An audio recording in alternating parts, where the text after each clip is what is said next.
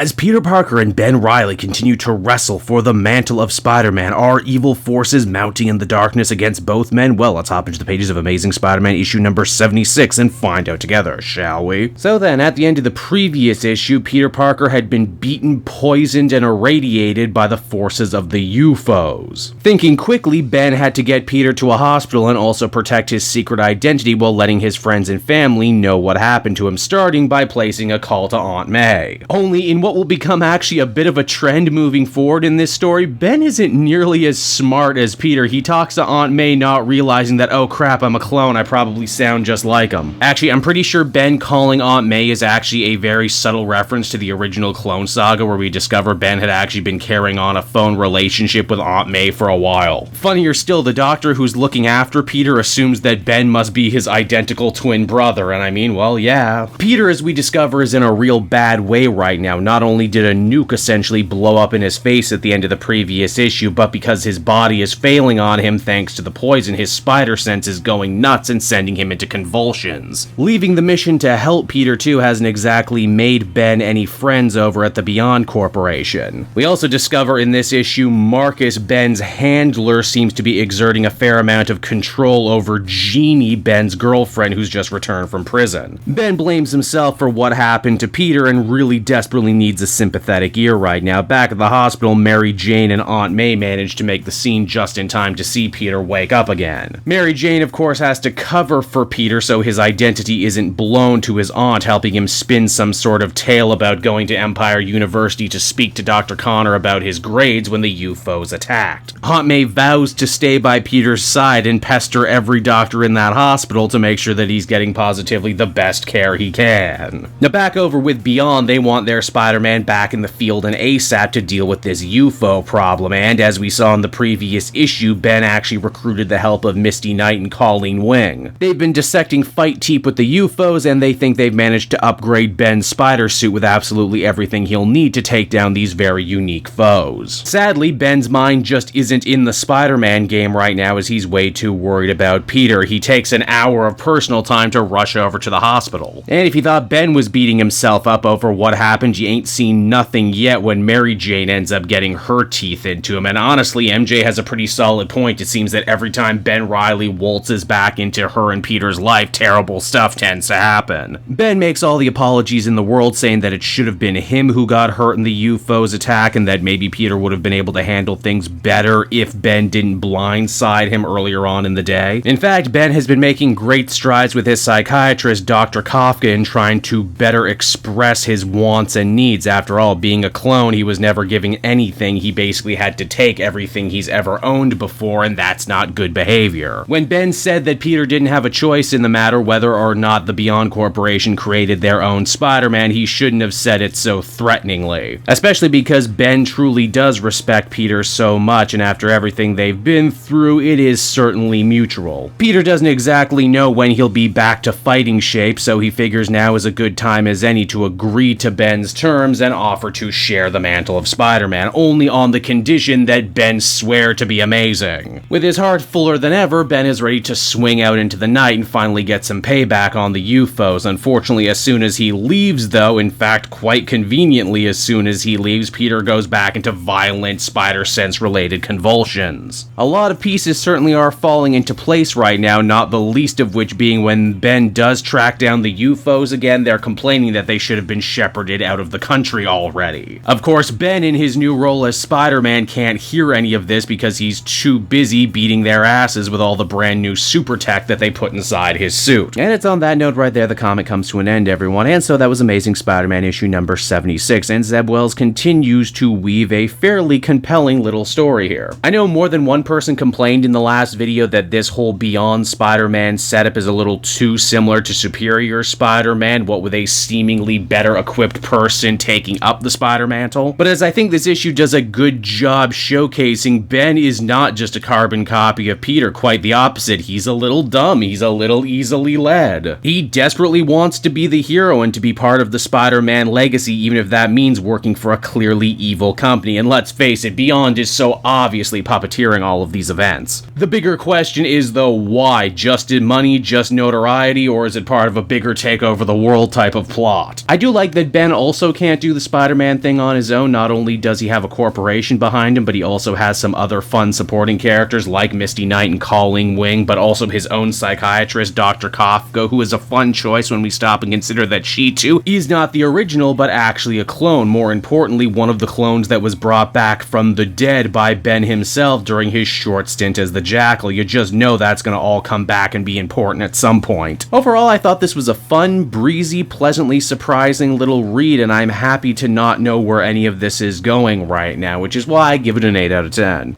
Hey there everyone, it's your pal Cape Joel again, and if you're seeing my face right now, that means you watched to the end of the video, and I'll always be grateful for that. Retention helps in this crazy YouTube game, and so does becoming a patron. If you head on down to the description, you can find a link to my Patreon page. Recently just redid all the tiers, a lot of cool stuff offering up there, exclusive commentaries, exclusive polls, behind the scenes concept art for Capes and Quest. That's the brand new D&D show I've started soon. Never been a better time to become a patron. You can become a patron for as little as $1 a month and help the channel grow and, help me continue to deliver content like what you just saw. So I want to thank you all, and I will see you again next time. Bye-bye.